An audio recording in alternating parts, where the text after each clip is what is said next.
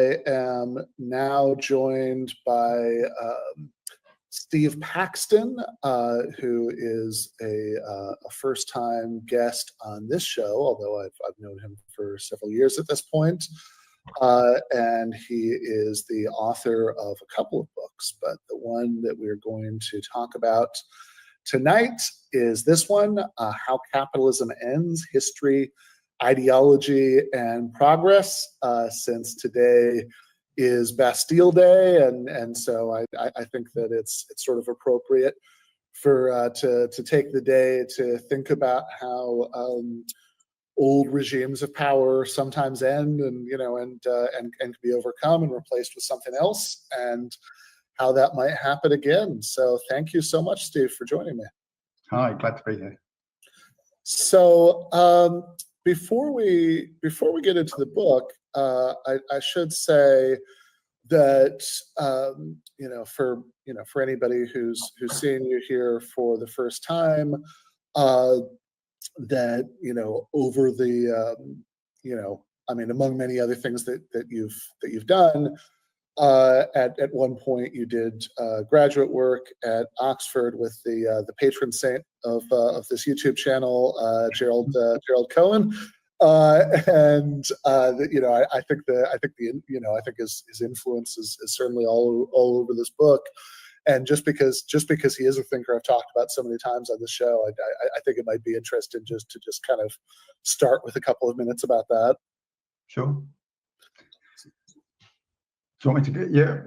Well, I kind of came across Jerry Cohen when I read Karl Marx's Theory of History, his major work, when I was doing a politics degree, undergraduate, and I think it was a bit of a turning point for me with Marx, because I'd kind of looked at Marx, not really got into it. Obviously, there's lots of stuff that I think that would agree with it, but I didn't really get on board with the kind of position of taking Marxism that seriously. It seemed not that relevant to the way that I understood the way the world worked. But when I read Cohen's version of it, then that really kind of switched me on to having another look at Marx and thinking, is that maybe there's something there that I've missed. And I think, and some people will say, well, that's because he's misrepresenting Marx. Personally, I don't actually think he is, but also I don't really care. I think if insights are insights, and wherever you get them, it isn't really that important. And I think partly that's one thing that I kind of agree with Cohen on, is that Marx's writings are a tool to help us understand things, and to the extent that they do, great, and to the extent that they don't, then that's fine as well. We don't have to become kind of obsessively defensive about everything that Marx ever said. And I tend to, for that reason, kind of refrain. I don't call myself a Marxist really, because I think that just invites backing yourself into a corner of defending something that you don't really want to defend just because Marx said it and you're supposed to be a Marxist. I just think take what you like, take what's good, what appeals to you from Marxism, what helps you understand the world from Marx's writing, and don't worry about the rest. But then, so I think that was my third year of my degree, so I had to start thinking about what to do next. And I'd written a few things about Marx's theory of history and the Soviet Union, and this is why I was kind of this is how come I'd come across Cohen's book. And someone suggested to me that maybe there was a PhD thesis in there, so that sounded like a good idea, sounded something really interesting to do. So I wrote to Cohen and said, how do you fancy being my supervisor? And he was really keen. To the point that, he really helped me out, as well as being, somebody that really resonates with me in terms of his theoretical work. He's just a really nice guy as well. He really helped me out. There was no funding available at that time for, you'll be surprised to know, in Thatcher's Britain, that there wasn't any funding for a PhD thesis on Marxist theory just after the collapse of the Soviet Union. So I couldn't afford the fees for Oxford. The normal fees are £2,000, but because it's Oxford, or they were then, this is how long ago this was, Because it's Oxford, you have to be a member of a college as well, so there's another £2,000 for that. And there was no way of getting the amount down by doing part-time work or anything. So Cohen kind of hatched this plan where I would be registered as a part-time student at Oxford Brookes and only have to pay £600 a year fees, but I would still be a member of All Souls College and studying under him, with him as my main supervisor. So, you know, he kind of really went out of his way, didn't need to do any of that, but he kind of, his influence swung that. So, so I started studying under him, and I think it all went really well and I really enjoyed it. But the problem with it was I had 2 young kids. I'd been a student for some years by this point. After about 3 years of this doctoral research, I just found I was spending most of my time kind of doing other work to bring them. I was working on building sites, I was working in shops, all kinds of things. And it just was something that was rumbling around in the back of my head, never getting the attention it needed. And I kind of felt like, even when I was spending time with my kids and stuff, there's this thing there. And I wasn't really present in my life because I just wanted to get this thing done. But so I just thought I'll take a break from that and come back to it later.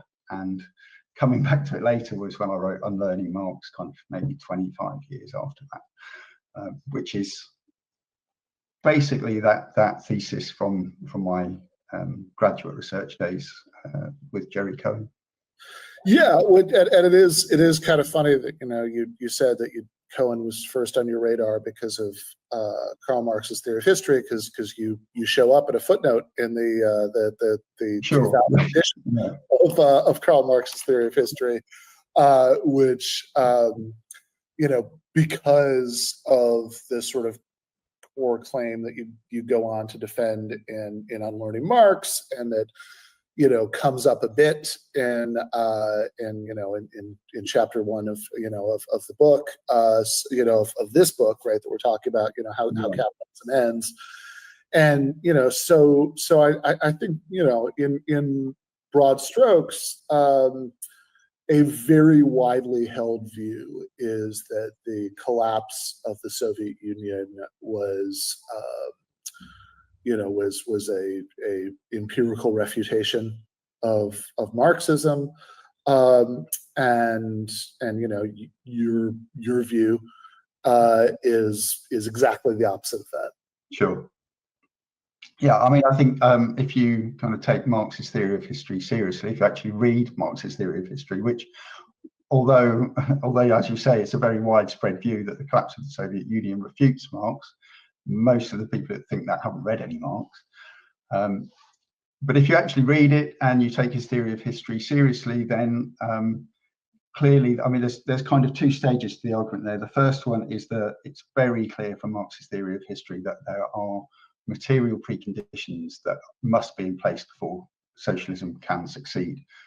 Not before a socialist revolution can happen. You could have a socialist kind of a revolt and a seizure of power, but for that to succeed and to become a socialist society, there have to be certain conditions in place, and those conditions were not in place in Russia in 1917.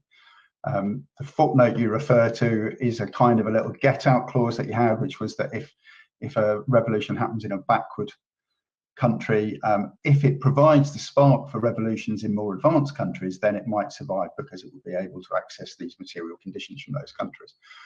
But I mean, it's pretty unequivocal in several places. It's not just something he happens to say once I mean, as you know, he wrote letters to Russian revolutionaries, to Vera Zazulin. He included that specific reference about sparking other revolutions in more advanced economies as a specific reference to Russia in I think the second edition of the Russian translation of the Communist Manifesto. So it's really, you know, and he's really clear that if you try and do socialism without those material conditions, it's not going to succeed. And the fact that it didn't succeed vindicates that. I can't, you know, there isn't a way that you can look at that and say it proves Marx wrong, because it clearly just proves him right, at least in that aspect.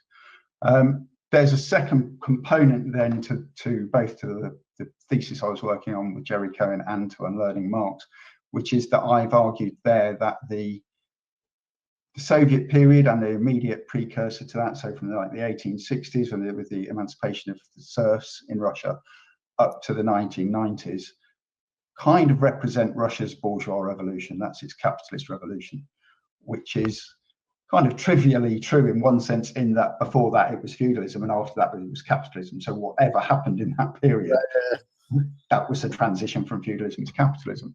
But more than that, it's true that there are loads of parallels in there between how Marx describes that process of transitioning from feudalism to capitalism in England from kind of 1500 to 1850. There are loads of parallels with the actual changing material conditions in Russia between 1860 and 1990 that made capitalism possible. It wasn't possible in 1917, and it became, by 1990 it was possible, and that's where it went. Yeah, right. So this is, so yeah, I guess this actually chapter, chapter 2 of the book, you've got a little subsection called The Russian Road to Capitalism. Yeah. And so I think it might be, worth kind of taking a step back to, to think about, capitalism, more broadly, right? Since, I think one of the, like one of the certainly the enduring themes of Marx's work is that capitalism is this historically transitory thing that it hasn't always existed, won't always, which of course is the title of your book, right? How capitalism ends. But I guess it is worth sort of taking a moment on some of what you say in the first couple chapters about how capitalism comes into existence in the first place, and related to that, I mean, like what we even mean when we talk about capitalism, because there's a very there's a very widespread tendency, certainly among defenders and apologists for capitalism, to just sort of equate capitalism with markets, commercial transactions of any kind, right? It's like, oh, you say you don't like capitalism, but here you are selling books, which I think is very closely related. I mean, even though of course markets themselves haven't existed for anything like all of human history, but I think it's very closely related to this kind of propagandistic view according to which capitalism is just this kind of natural state that just crops up like a weed every time you don't have collectivist intervention to stamp it out, right? Whereas I think if you're a little bit more careful about what we mean by capitalism, right? I mean, this is a very recent historical development, and you tell a pretty specific story about like how capitalism came to be and how it came to dominate the world. Sure. Yeah. I mean, I think one of the things I say in the book is I own the definition of capitalism. Neither does Marx or anyone else. But the one that I use, the way that I define capitalism, is and it is one of the ways in which Marx defines capitalism, is as an economic structure. So an economic structure is the sum of production relations in a society, and the production relations are basically who owns what in terms of material means of production and material resources, productive resources, really. Excuse me. So you have this, I know your audience are pretty well versed in this kind of thing, but also it's not. There are lots of different ways Marxists talk about class. So just to kind of outline how I've interpreted class and how I've used that in this work, is that class really is just what you own. You are a proletarian if the only thing you own is your labor power, and you don't own any means of production. And one of the things that's really useful about that definition is that it separates out proletarians under capitalism from pre-capitalist producers, who often didn't own all of their labor power. Some of it was owned by their kind of local feudal superior. But also they weren't completely devoid of means of production. They didn't have ownership rights. They didn't have a plot of land that they could sell, but they did have occupancy rights, and they did have rights to use common resources like grazing animals on the common, or chopping firewood or digging peat or whatever.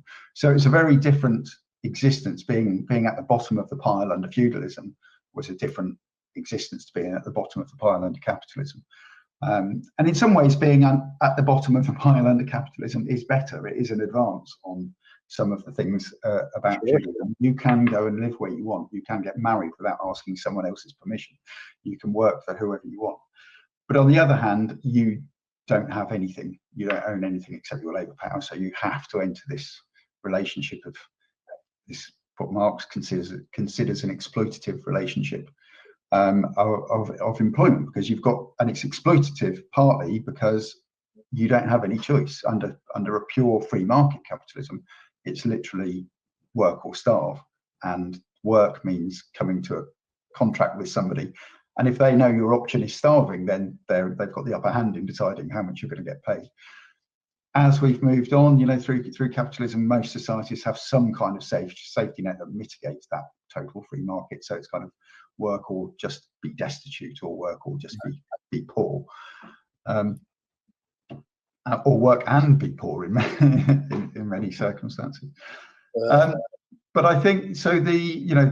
Once you look at capitalism like that and feudalism like that, you can start to see the outlines of the period of transition, and you can see how the transition kind of came about. And it wasn't a kind of a sudden uprising like the Russian Revolution, or I'm going to say the French Revolution, but that's more complicated than it sounds. But it's Bastille Day, so we can get on to that.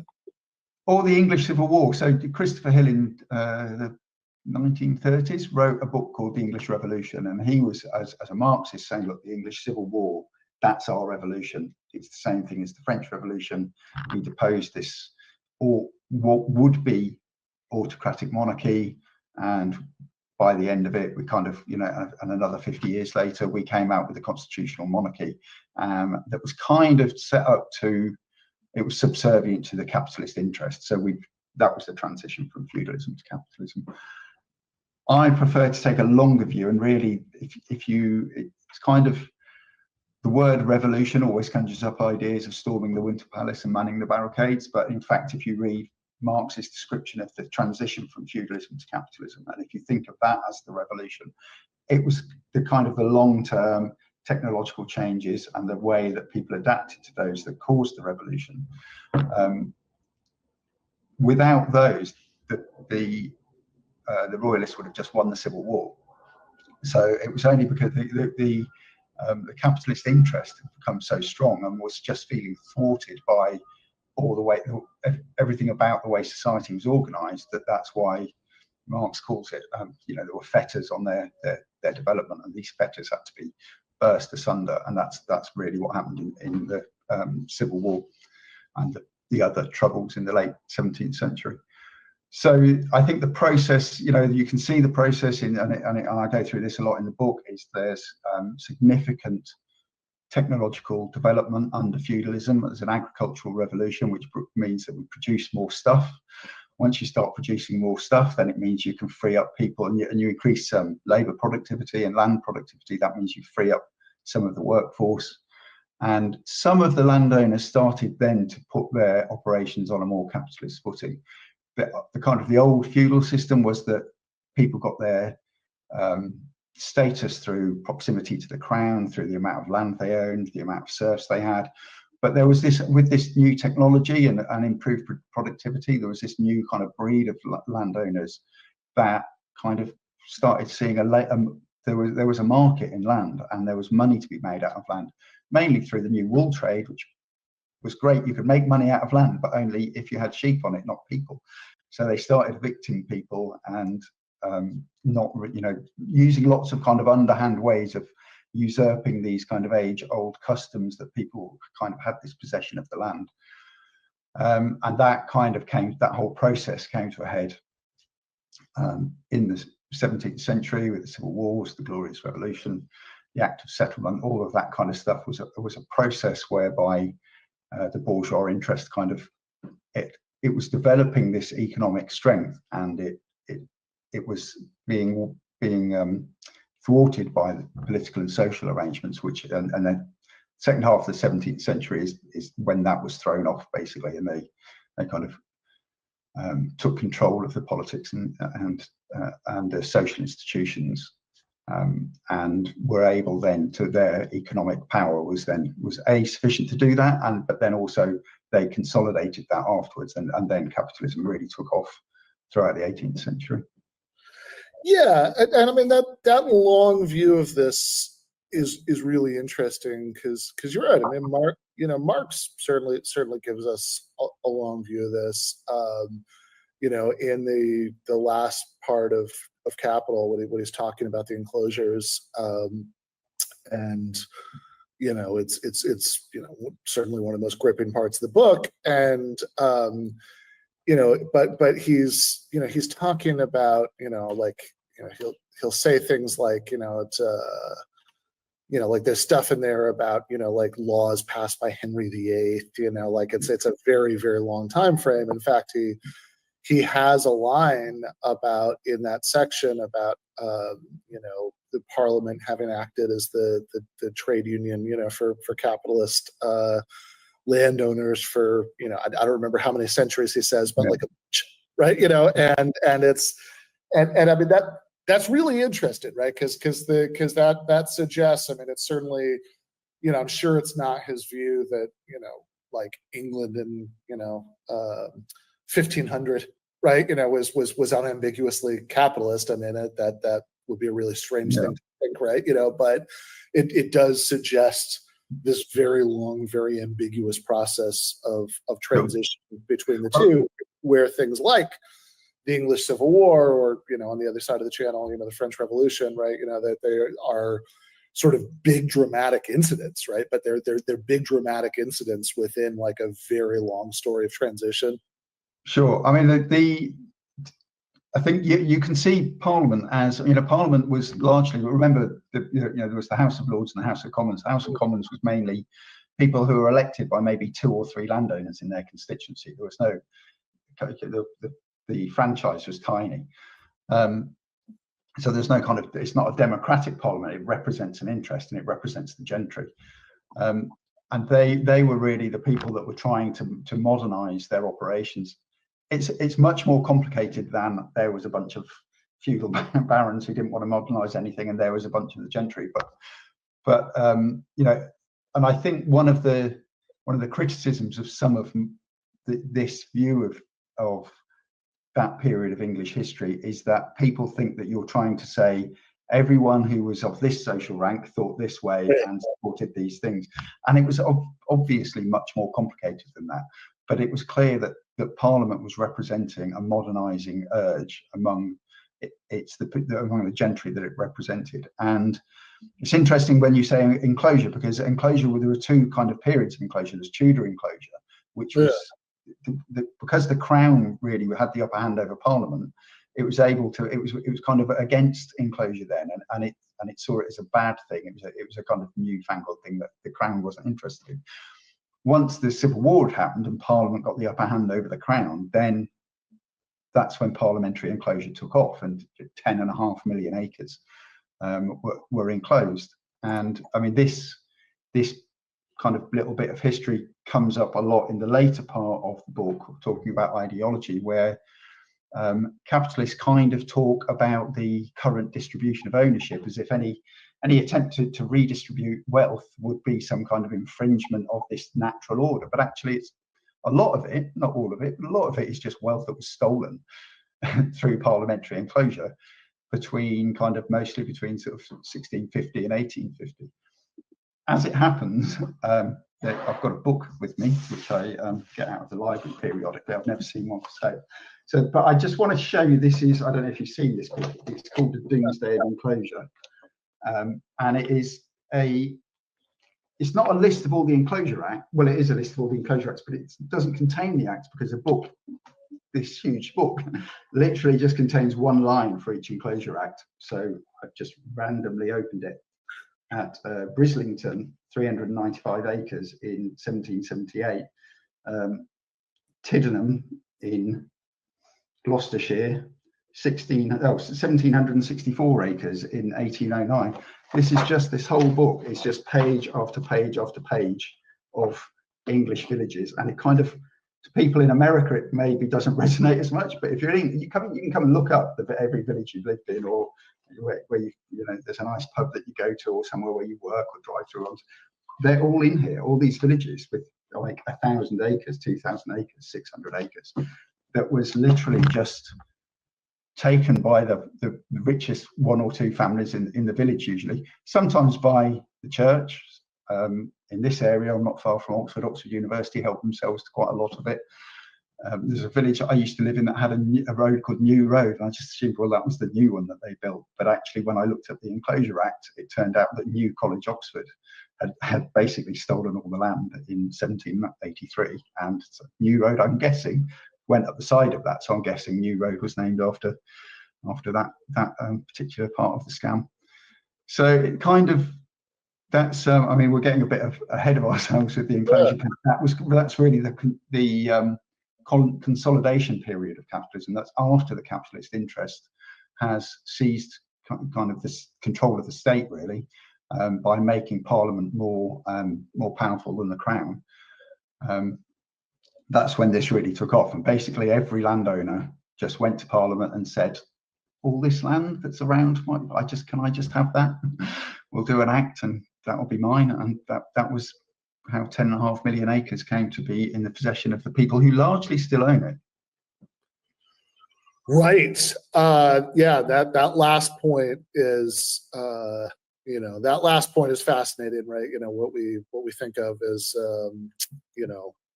would people make distinctions here in the New World between old money and new money, right? The old money isn't nearly as old as all that, right? So that's really old money. So I guess to sort of start thinking about the primary theme of the book.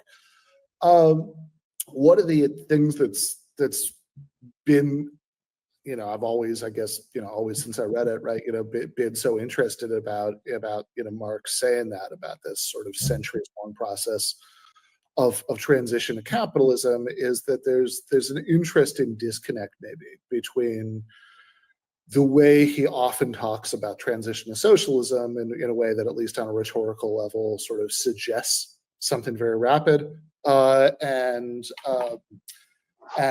that sort of Marx as a historian looking at one social system replacing another as this very this very long-term thing. And so in chapter 2 of book, you have this section 2.4 on revolution and reform, where you quote David Harvey saying something about how capitalism is too big to fail. You say by this he means that a sudden overthrow of capitalism would cause such disruptions to supply chains around the world that many of the most vulnerable people, the very people such an overthrow purports to help, would suffer catastrophic destruction to their lives.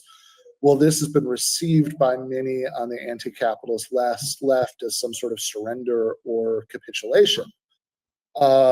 It is no such thing, right? So and I know you go on to say that Harvey's position isn't exactly the same as yours, and certainly the way he's like framing things there isn't exactly the way that you would frame it. But could you speak to a little bit about the issue that's being raised in that Harvey comment, and then how you would think about this issue about reform and revolution? Sure. I mean, I think what Harvey's trying to say is many of the really things that go on in the world, and society, it's not capitalism bad. This is, even Marx was very, wax lyrical about how brilliantly productive capitalism was and how it created so much stuff that we all like to have and that kind of thing. And it also gave us some freedoms that we didn't have in the pre-capitalist era. But many of the achievements, we have as a kind of a species, we have created these enormously successful kind of humanitarian projects that help people that really need help all across the world. And all of those many of those, probably all of them, are kind of intrinsically wrapped up with capitalist production and supply chains and labor situations and and funding. And if you just turn capitalism off overnight, then all of that goes to pieces, and all of that creates a lot of suffering for the people that we're supposed to be trying to help. So that are supposed to benefit from the end of capitalism. So it doesn't really kind of. I wouldn't have used his phrase capitalism is too big to fail, but I would say that we have to be quite careful about. You can't just dismantle a global system overnight and expect there not to be some terrible consequences of that. However, alongside that, with the broader question of revolution or reform, I kind of feel like that it's a common debate, and I feel like it's almost always framed in the wrong terms. It's framed in terms of means rather than ends. When people talk about revolution or reform, what they're usually talking about is, should we be throwing Molotov cocktails at Parliament or machine gunning the Spanish embassy, or should we be writing to our MPs and joining trade unions and doing gradualist kind of improvements to the world? And that isn't the distinction. I don't think that's the distinction between revolution and reform. I think the distinction between revolution and reform is, do we have a revolution as in, do we accept that we have to fully move on from capitalism to something else? Or do we, reformism is, we think that capitalism can be reformed and we can stay within capitalism, but just make the tax system more progressive and improve the welfare state and make race relations legislation work better and things like that. And I think socialists don't think the latter. Socialists don't think that you can do all that within the capitalist paradigm. And so you do have to have a revolution and move on to socialism. But that is an entirely different question about what speed you get there, or what has to get broken along the way, or kind of what tactics or strategies you use to get to that point. And I think one of the problems is there are a lot of people among the online left who just want to be the leftist. And if you start saying, actually, no, I don't think we should be, we shouldn't be doing this kind of sudden overthrow. Apart from the fact that actually it's not going to work, is it? Because look at the US military, look at the UK military.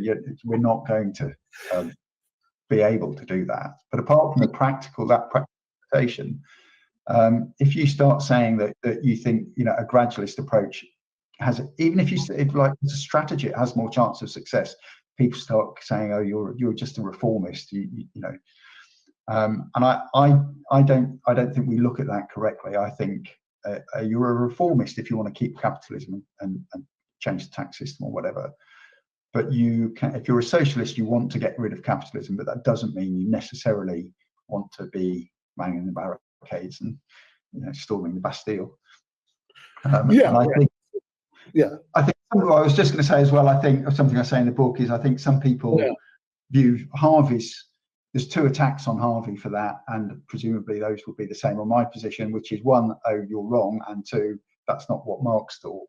And I'm really only interested in whether it's right or wrong in terms of a strategy or a way of understanding the world. But just as a piece of interesting historical aside, Marx was very open to the idea of gradualist progress, and he died 10 years before any country had universal suffrage, but he never experienced kind of democracy. But if anything, he was like slightly kind of naively optimistic about what would happen if we had universal suffrage, because he was just like, well, if you get that, you can just vote socialism in. So that's obviously what the working classes will do. So why would you take it? Why would you try having a kind of a very risky and dangerous uprising when you could just get it by voting for it? He was very open to that. Yeah, I mean, certainly by the 1870s, right? You can find it on Marxist.org. There's something called the La Liberté speech, where to the First International, where he says that as you said, it's not even actual universal suffrage, but that's like he's excited enough by universal-ish suffrage, right? Universal-ish male suffrage, right? I mean, that's what we're talking about at that point, right? Coming about in countries like the UK and the US, that that he says, okay, in continental Europe, you have to do armed uprisings. There's nothing for it, right? Because continental Europe at that point, was a bunch of despotic monarchies. But he says that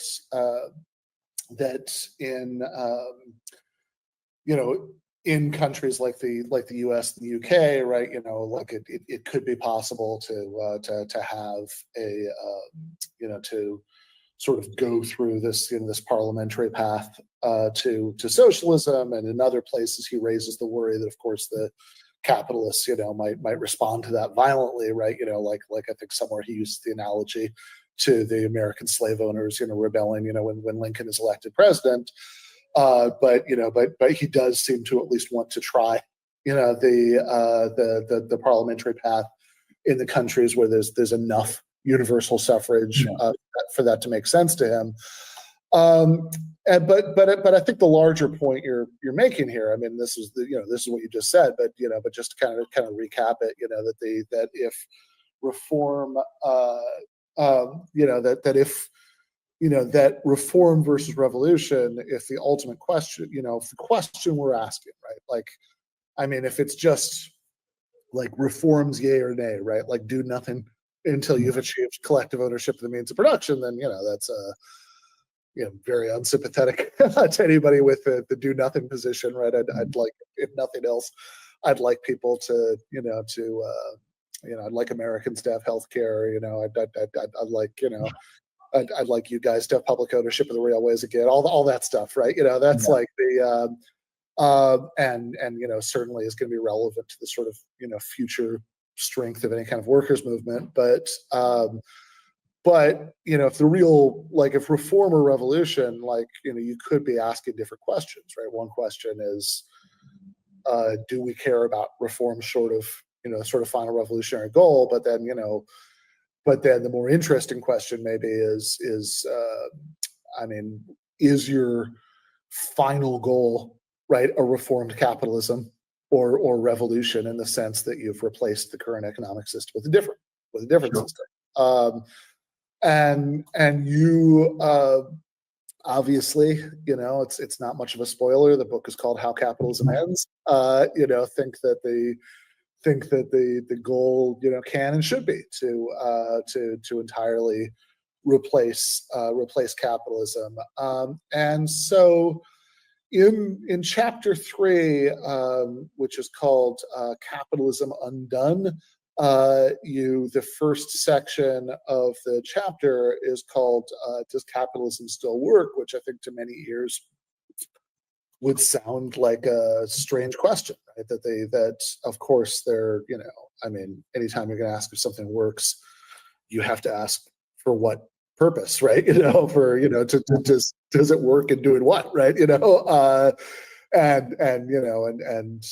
of course, socialists have always argued that capitalism, produces all sorts of equality and misery and et cetera, right? But there are certainly some fairly straightforward ways of understanding the question, does capitalism work, where it just would probably feel like, to most people, like the answer is yes, obviously, right? That capitalism works in the sense that that it's this marvelously productive economic machine that if anything is more marvelously efficient now than ever, right? So I know your view is that that there is an important sense in which it doesn't work, and I know this is also going to tie into a story about automation and artificial intelligence. So take me through that. Sure. Okay. So I think, obviously, does it work? Has it ever worked? In some ways, capitalism hasn't worked. There are lots of victims of capitalism, lots of things that it doesn't do. What it has done is, as straight out of Marx, is that it's massively increased productive capacity, and it's done that because there's been an overlap between what makes capitalists rich and what increases productive capacity, and part of that overlap is by providing things that people want. Henry Ford didn't want to make cars, he wanted to make money. The best way to make money was to make a better car than Chrysler or whoever else. And so capitalists have been engaged in this attempt to try and make the best products that we could possibly want, and then we'll buy them from them, and then they'll get rich. And part of that mechanism is that we get things that we want.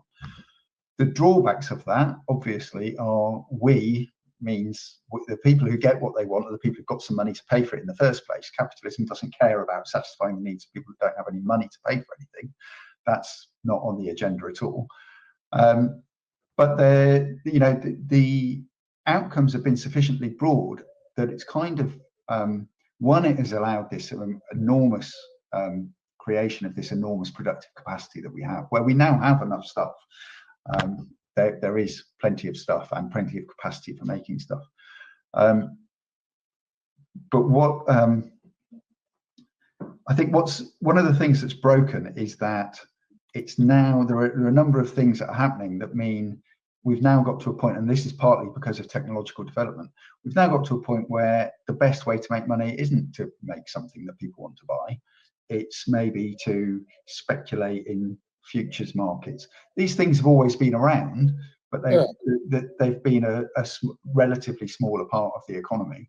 And manufacturing and producing things and growing food and feeding people has been a way that many capitalists have just got rich, and many people have been fed. And I think one of the things that has made capitalism so resilient is that many people's lives have got better than their parents.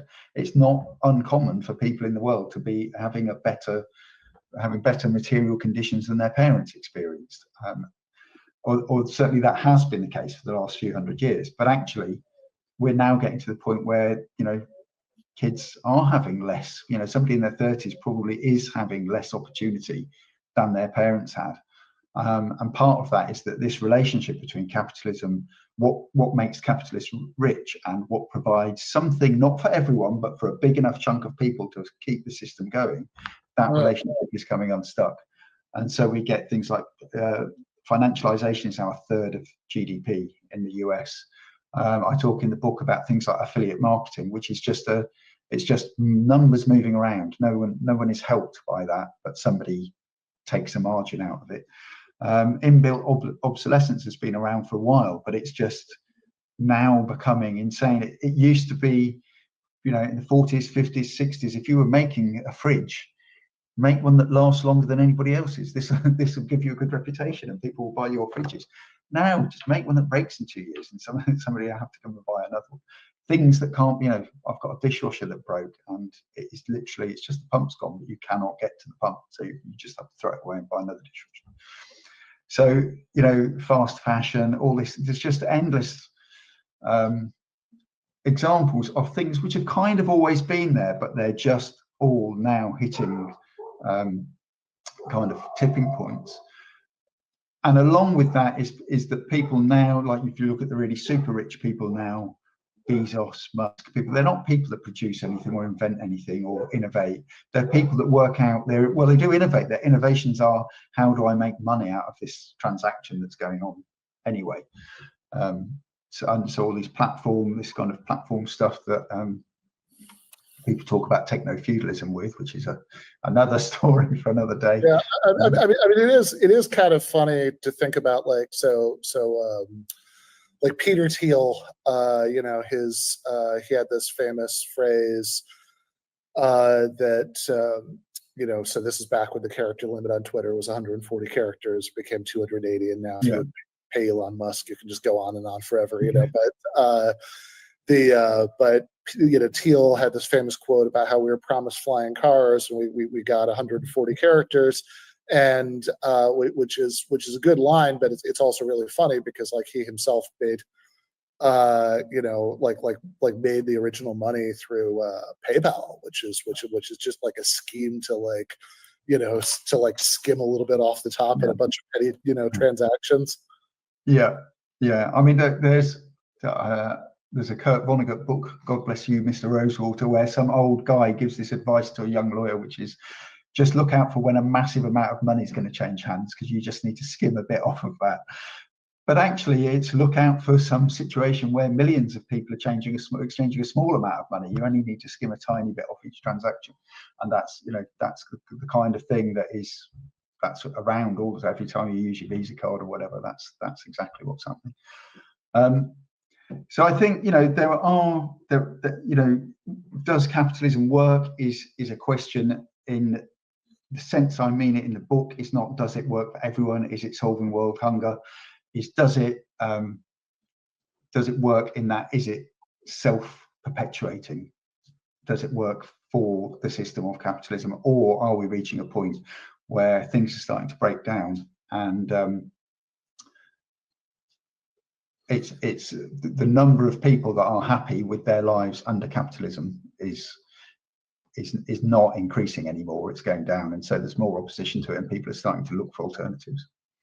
Yeah, and I think it would be interesting also specifically to speak to the AI aspect of this, right? Because traditionally, people, when people thought about automation, this was a problem primarily for blue collar occupations, and you have all of this often kind of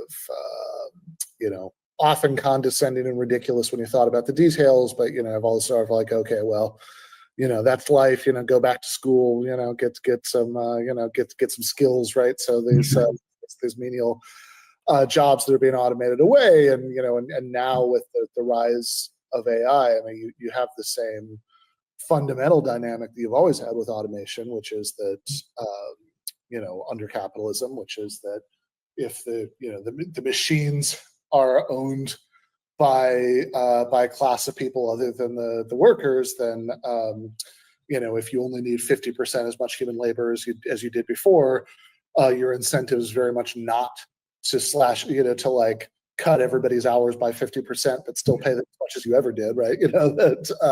Why would you do that, right? And so you still have the same incentive, but now with the rise of artificial intelligence, this is afflicting like all sorts of middle class career paths. Sure, and I think I think it's important to, like, if we all use AI as if it's one thing, but obviously it's different things. There's the AI that we all get is every time you turn your computer on, something is telling you to do something using AI, your Google search or whatever, or write your essay using AI or something like that, write a novel, whatever. Right.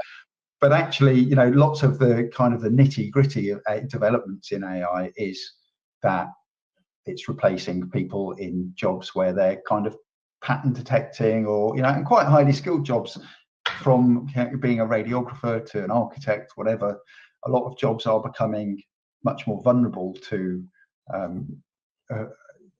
becoming obsolete because of AI. And I think so. One of the things that I kind of try to say in the book with this is there's this whole new range of people that are now vulnerable to automation. Traditionally, it was, as you say, it was kind of bottom of the pile jobs that got automated out, and now it's hitting a much broader range of people. It's not the case that I'm thinking, oh well, now we have to be concerned. Now of course, keeping their job, but it just is a much bigger number and a much bigger range of people, and also, I guess, it's people who have got a bit more influence and a bit more kind of clout that are now starting to worry about their jobs. But I think one of the things that may be a consequence of this is this kind of, it brings us back together as it kind of reconstitutes the proletariat. Right. As I said earlier, the proletarian is defined by the fact that they don't own any means of production, and they sell their labor power, and that's how they get their income. They don't really have any wealth, they just get income and they spend it on stuff, and then that happens every month. There was a lot of stuff in the late 20th century, and it was still big. I mean, I was doing like politics A level in the 1980s. It was a big thing then, that there were all these theorists from the 50s talking about how the working class was becoming stratified. Some people whose parents had been manual workers were now getting office jobs and getting a bit more money and buying their own home and having a washing machine, buying these consumer durables, and then maybe because they felt like they were stakeholders in society, voting Tory. And there was this idea that the working class had become stratified, and I think you can see that that's kind of an obvious process that you can see from kind of the end of World War II up until kind of the end of the 20th century at least.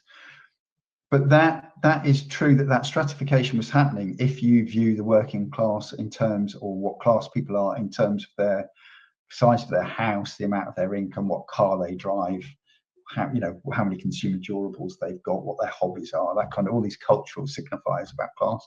If you view people in that strictly kind of economic structural Marxist sense, which is not the only way that Marx talks about class, but it is one way, then if you have no means of production and you sell your labor power every week to get your wages or every month to get your salary, you are a proletarian. It doesn't matter if you're quite comfortably off. It doesn't matter if you're going on a skiing holiday every year.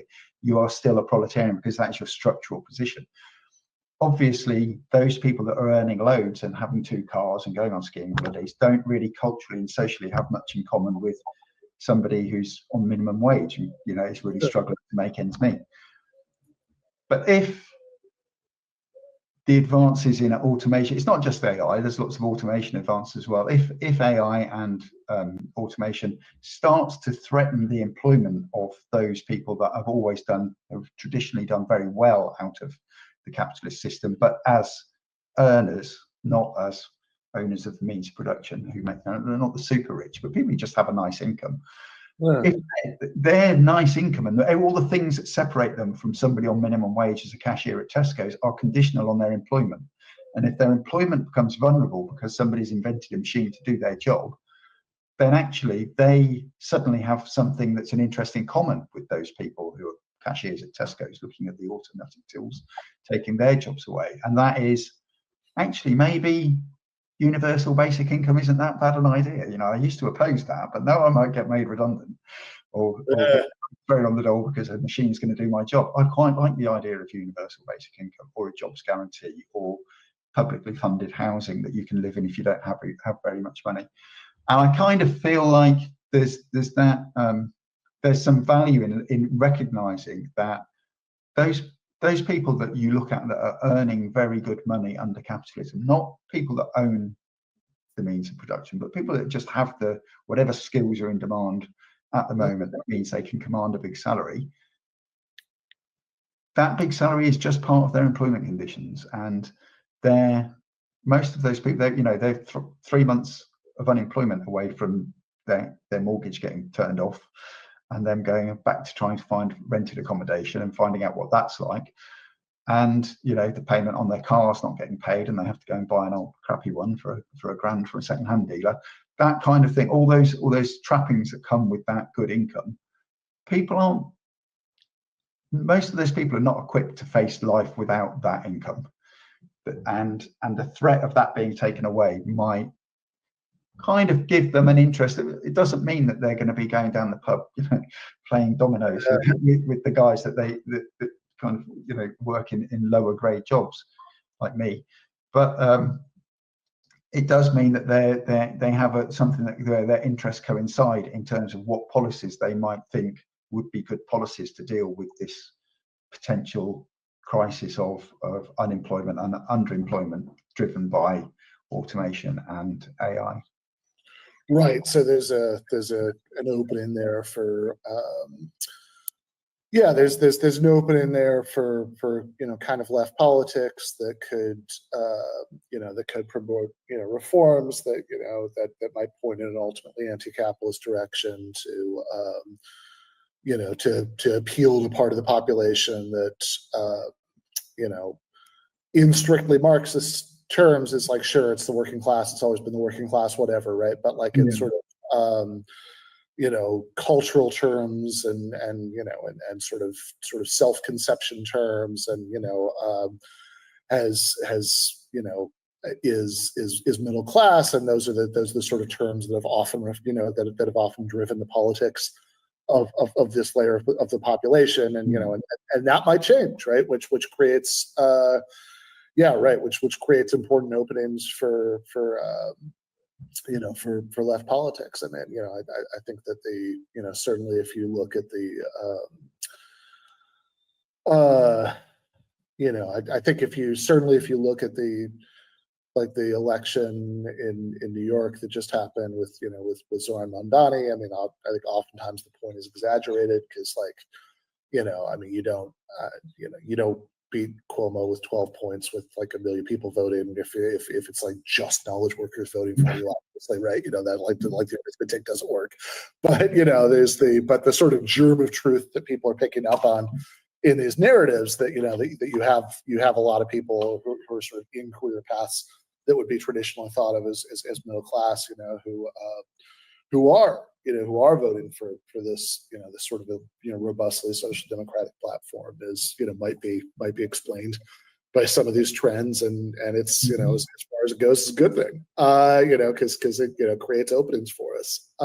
Sure. I think it's very easy for people to be resentful about people that earn a decent wage, and but most people at whatever kind, and I kind of mix with people at all at all points on the income scale. Well, not right at the top, but most points on the income scale. But most people are just like doing their thing. Most people aren't that interested in politics. Most people are just going to work, earning the best. People aren't going to turn down an extra 10 grand for doing a job that they still like doing. People are just going to earn what they can earn, aren't they? There is a tendency, I think, from more broadly, I guess, in terms of political ideas, but there's a tendency on the left to demonize people who aren't already on the left. But actually, there aren't enough of us on the left, and we need more people on the left. So maybe we should try talking to them and convincing them of some of these things. Yeah, makes sense to me. Well, in terms of what they're being convinced of, right? In chapters 4 and 5 of the book, you talk about sort of historical, bourgeois ideology, right? The ideology of these liberal revolutions, that we were talking about earlier, and there's the continuity as well as discontinuity between that and what socialists think, right? Because there is within kind of Enlightenment liberalism, right? The ideology of the bourgeois world, right? There is this very basic recognition that is a great departure from everything that came before. That every single person, just by virtue of being a person, has like a status that that we should care about, and there are some kind of rights that go with that, and there is some sort of equality of something or other, right? That falls out of that, right? But but of course, there are the kinds of differences that you fight civil wars over, like within the ambiguities of that statement, right? Some sort of equality of something. Sure, I think one of the things is that it's important to recognize that capitalism has this egalitarian impulse. Very limited though it is, it kind of extends only to as far as recognizing that a person is a person and has, as you say, intrinsic equality with other people because of that. In terms of how that comes out under capitalism, that kind of extends only to kind of equality before the law and eventually kind of one vote in supposedly an equal system. But I think it's important to recognise that there is that. If we think of capitalism as anti-egalitarianism, then capitalists, their argument is just, well, equality is just a terrible idea. You're just trying to create something that isn't that goes against human nature and that kind of thing. In a kind of I don't know, a bit like kind of Animal Farm or Harrison Bergeron, that kind of parody of if you're trying to make everything too equal. But if we recognise, or when we recognise, when we recognise that capitalism does require some equality among people, then capitalists can no longer just say, oh, equality is a terrible idea. They have to explain why equality is a great idea for them, the bit that suits them, but why it's a terrible idea for the next step, which would be kind of equality of resources and wealth and control of the means of production. So they have to explain, which is they can't explain why we should have equality up to the point that they like it and then not anymore. So I think it's good to recognise that there is that impulse there. And I think, the left and right thing as well, I kind of say there are lots of different ways. Again, nobody owns these terms, lots of different ways of looking at them. Maybe a productive way is to take a historical view, look at the original left and right in the French Revolution, the immediate aftermath of the French Revolution, where the left were pro-capitalist, and the progress they were trying to do was to overthrow the kind of the feudal past and to introduce the capitalist future. The left now are obviously either anti-capitalist or they want to mitigate the worst excesses of capitalism. So left doesn't really, in that sense, make sense to think of being left-wing as a certain set of policies. When we've gone from being pro-capitalist to being anti-capitalist, maybe it's more productive to look at being left-wing as being kind of part of being in favour of a progressive change.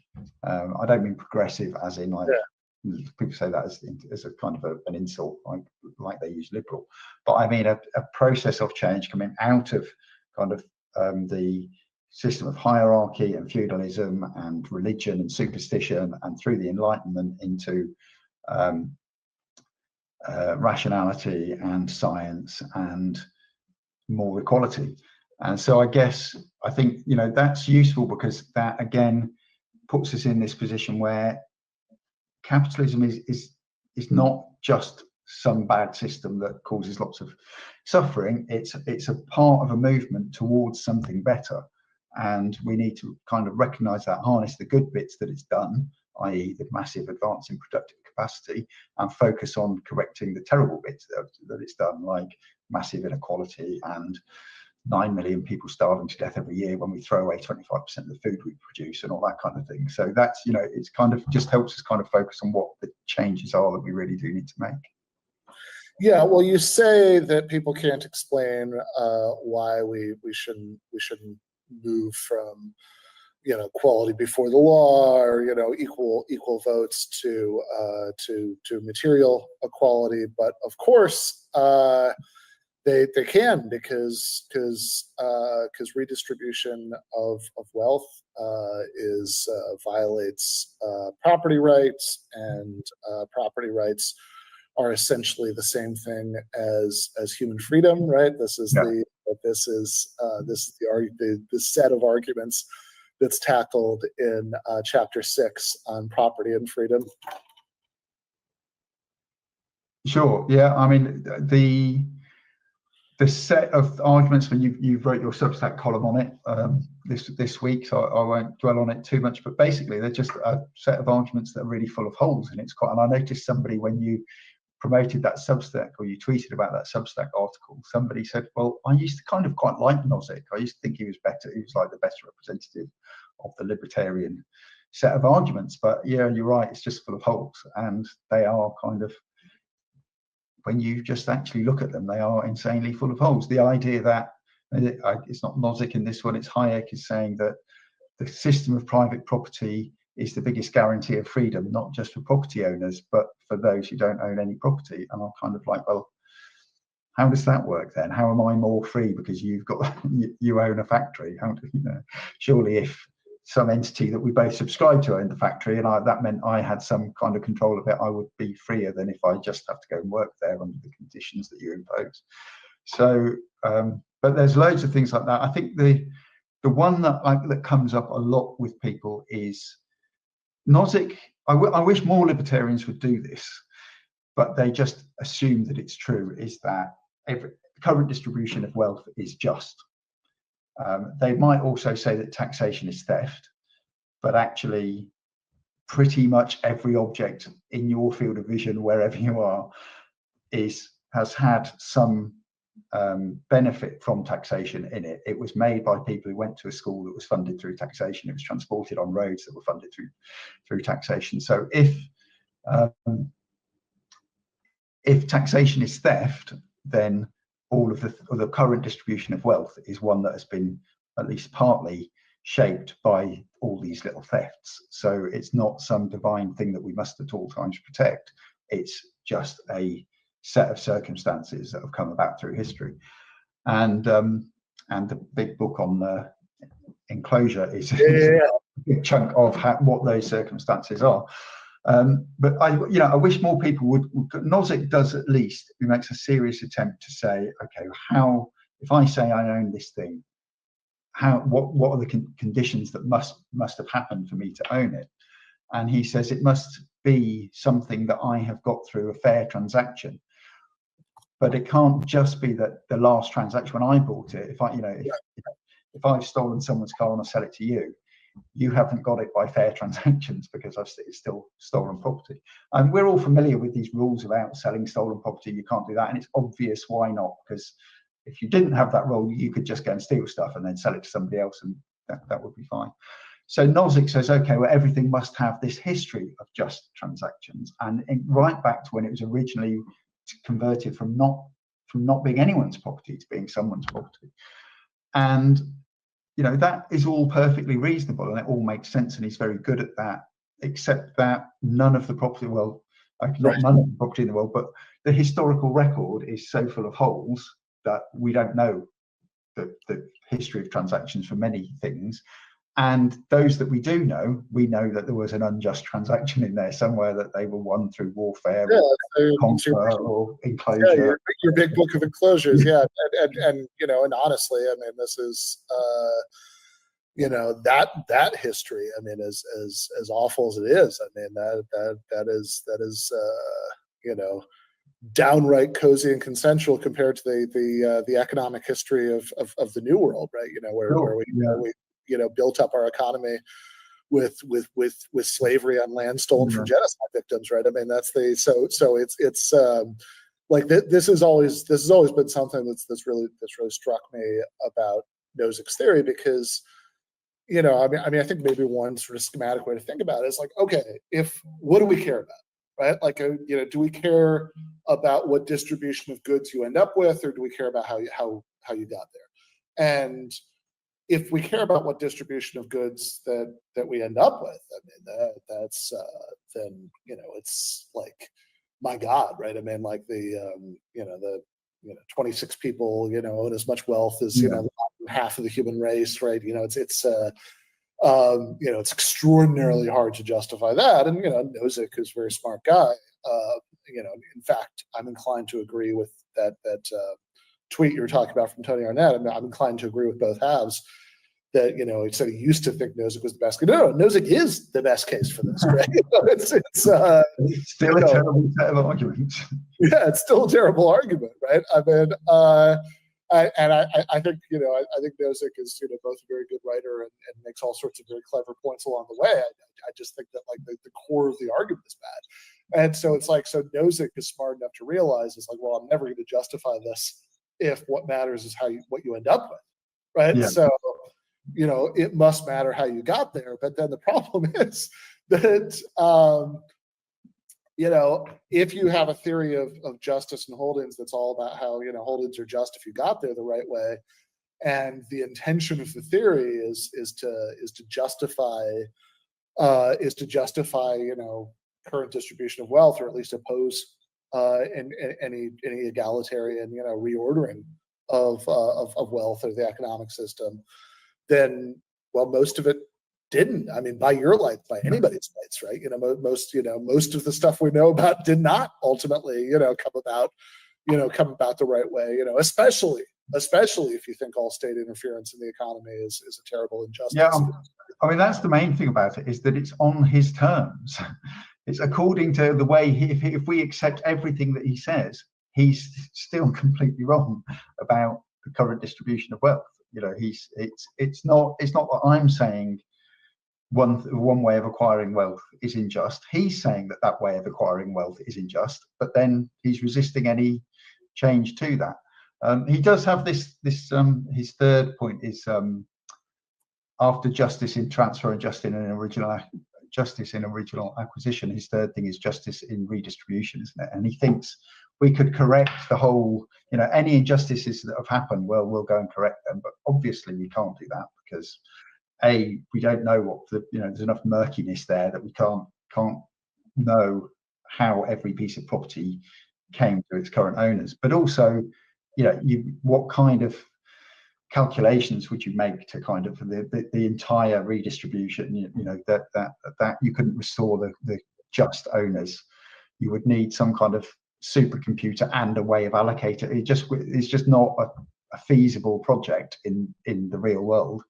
But also, if you could achieve these things that are completely impossible, then the next day there'd be a load of new people who've been born onto the planet. And so we're saying it's just that everybody on the day that you did that thing, everybody alive gets what they're entitled to.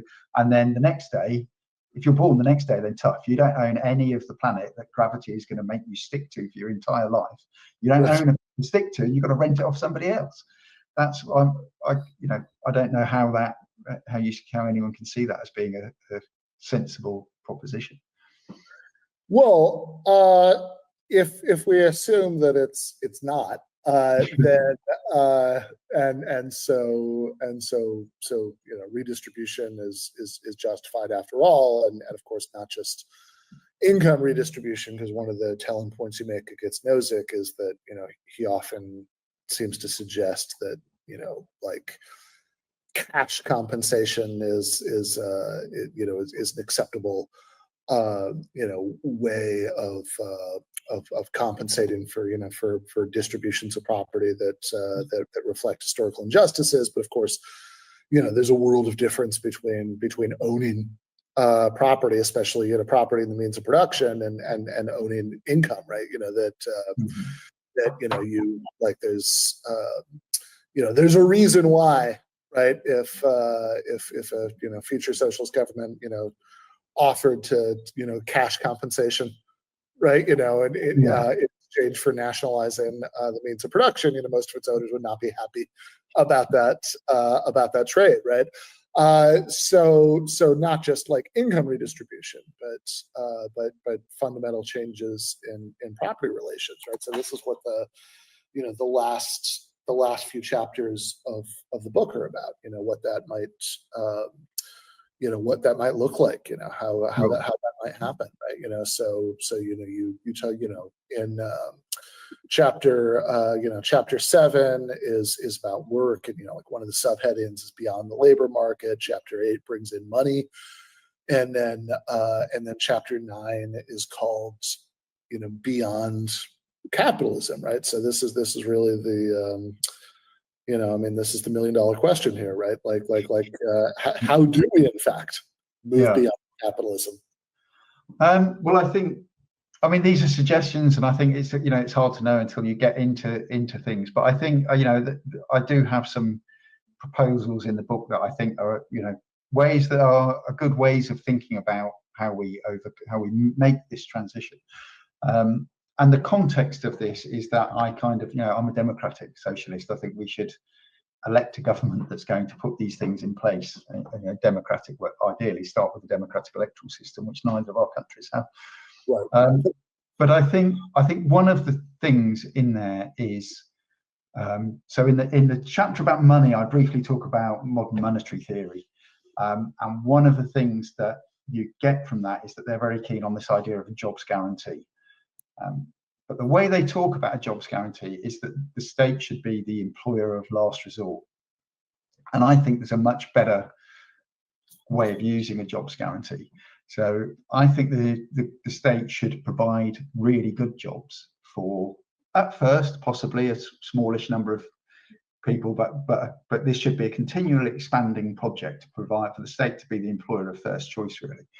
And the reason for that is, if we're trying to get out of a system where most people are exploited because of their employment contracts, so the situation is, the traditional kind of Marxist way of looking at it is that because we don't own any means of production, we don't have any bargaining power, so we take on an unfavourable employment contract, and therefore we're exploited, and people take some of the value of what we make. And the traditional Marxist answer to that is, well, if the problem is we don't have any means of production, then seize the means of production, and that way we can end exploitation. But another way we might look at it is, how about if we end the exploitation, and that makes ownership of the means of production much less attractive. If you can't exploit people through it, and I'm not, I don't think owners of the means of production, I don't think business owners are sitting at home going, oh, how can I exploit a few workers? They don't see it like that. They're just employing people and making a profit. But we're seeing it as people are not getting properly rewarded. Then they don't own any means of production, and that is the fact that they don't own any means of production leads to that exploitation. So the state starts offering people really good jobs, good working conditions, proper holidays, progression, educated training in the workplace, progression through a career, and reasonable paternity leave and maternity leave, whatever.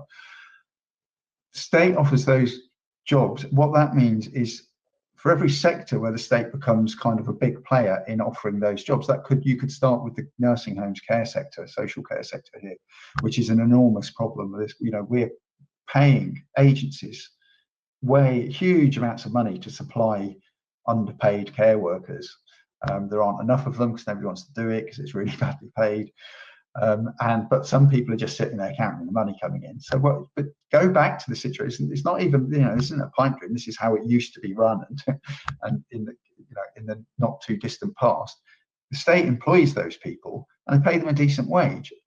So without having to go and seize the care homes from the owners of them, what you're doing is making owning a care home become much less attractive, because you've got to pay your workers so much money and give them such good conditions that these massive profits you make are suddenly much less attractive.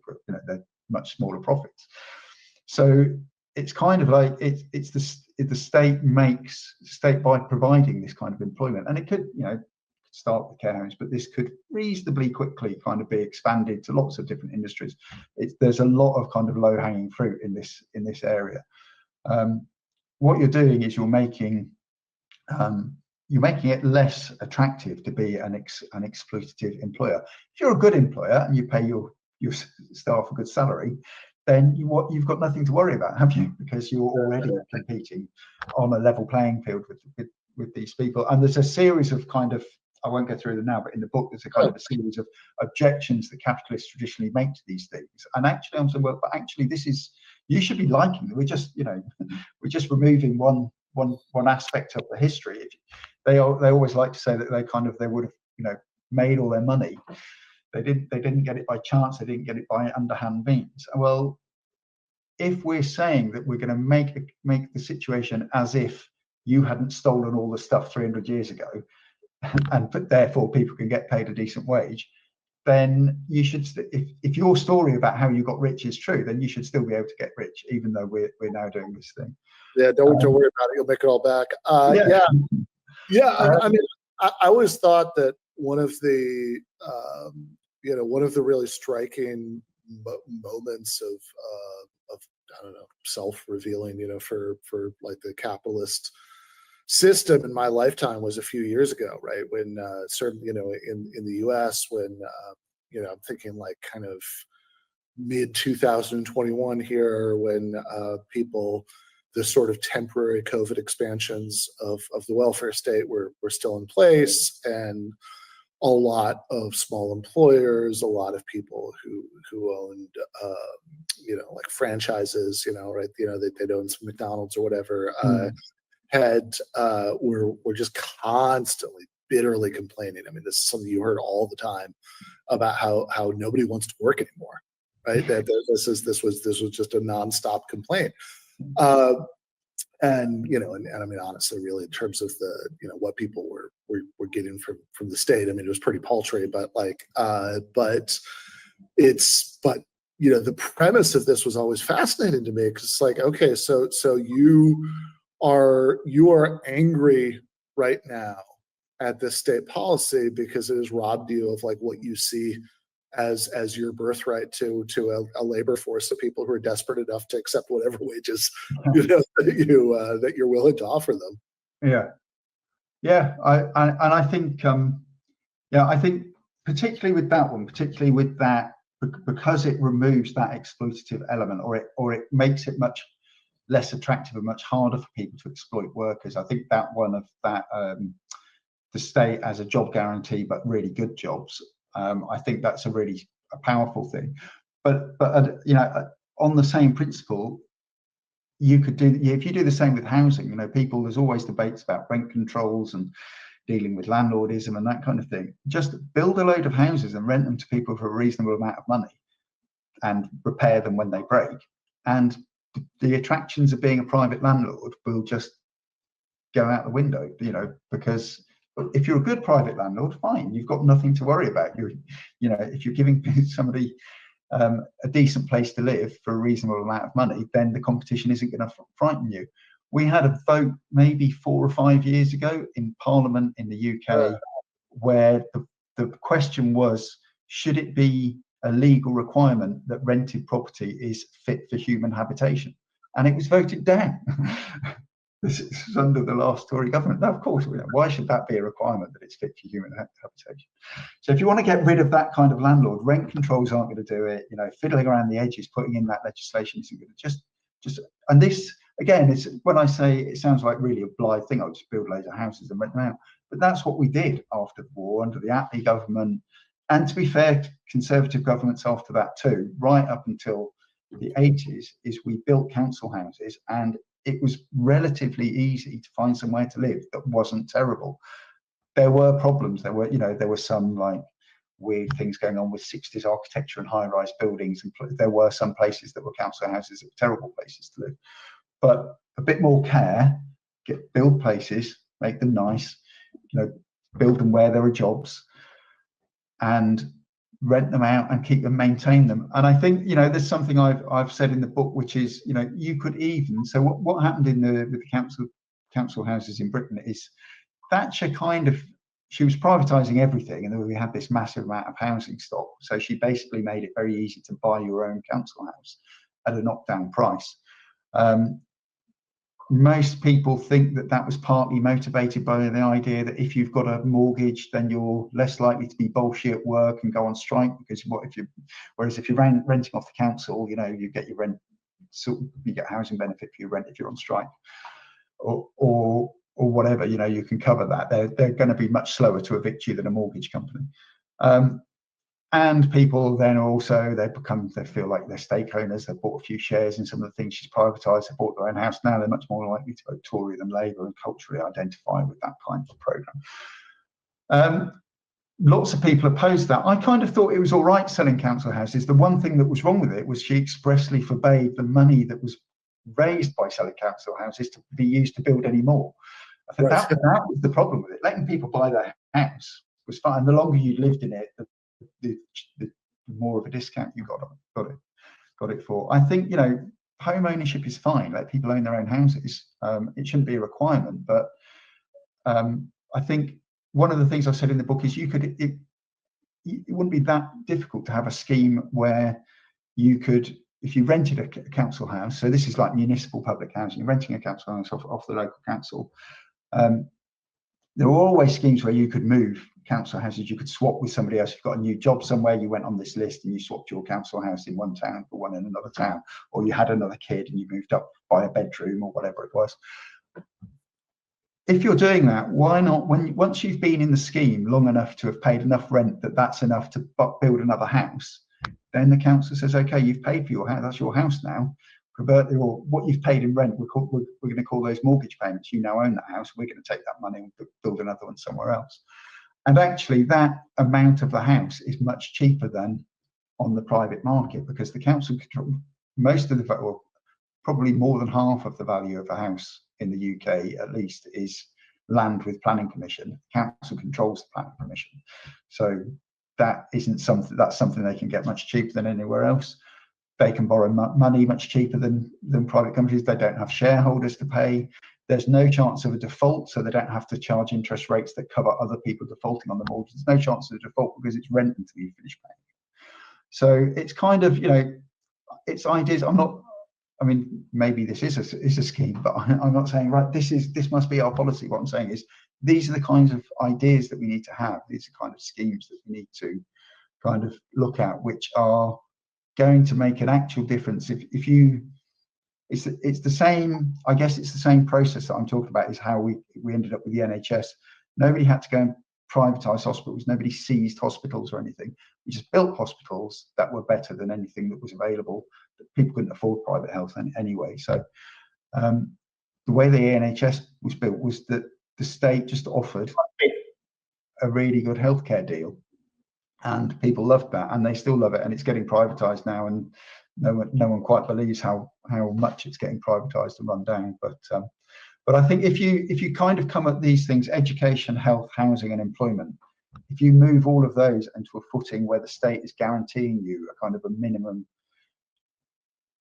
a comfortable minimum experience through those, then the people that are currently trying to exploit you in at least 3 of those areas are going to find it much more difficult. They're not going to like the competition from the state whose aim is to give you the best thing for you, rather than the private person who might kind of incidentally do that if it's going to make them more money, but actually their aim is just to make more money.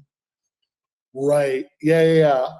And this is so. I mean, I guess I'm trying to remember here. There's a book by Eric and Wright.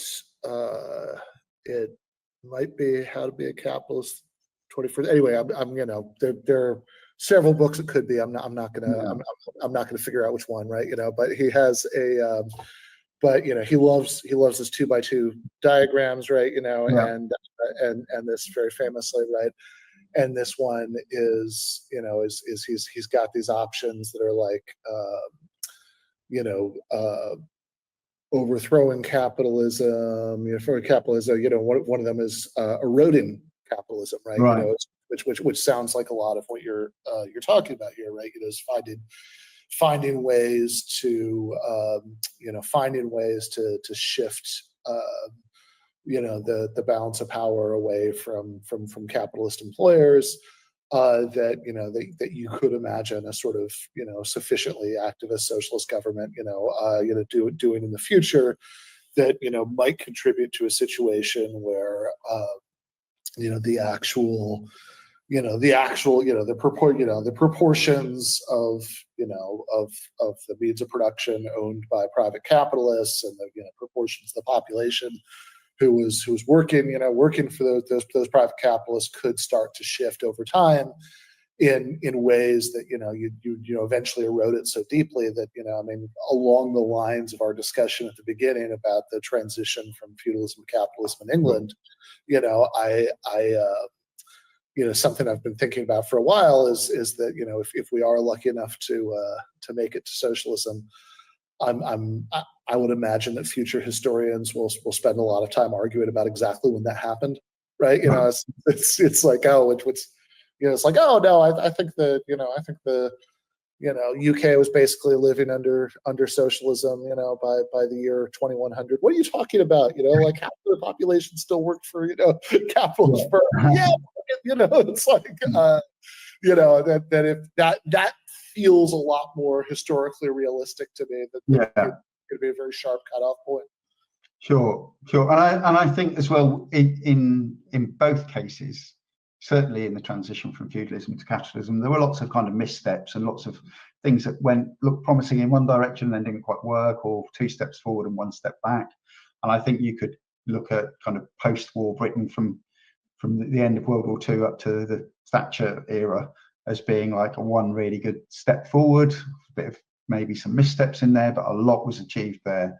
And there's a lot of things that you could say, we could learn from those, and that we can draw on the successes of that. And you had a guest on the other week whose name I can't remember, but her book was Another America is Possible. Is that right? Is that the yeah, it's Another World is Possible. Lessons from America from around the world. It's Natasha Zapata. Yep. Right, and I think that full of great ideas, that things that are happening in places that are actually happening. When you sit on a podcast and you say, why don't we try this? They do sound like kind of pipe dream, weird kind of things, but actually many of these things are just happening in different countries around the world. And maybe putting them together in one place would be, a good start. Yeah, absolutely. Well, the book, one more time, is How Capitalism Ends, History, Ideology, and Progress by Steve Paxton. And I should also say, before I let you go, it occurred to me a few minutes ago that it was kind of funny that as we started this conversation, that I was drinking coffee because we are pre-recording this considerably earlier in the day, and so I was just drinking out of this thing, but really I should be drinking it out of this, which is like a tin camping cup that with the cover of G.A. Cohen's book "Why Not Socialism" on it. Which, if for anybody who's ever read that book, it starts out with an example about a camping trip to motivate the case for socialism. And when I saw Steve in person in the UK last year, he gave me this cup, so should really been drinking my coffee out of that. But thank you so much, Steve, for being so generous with your time, and we'll have to do this again. Sure, thanks for having me on.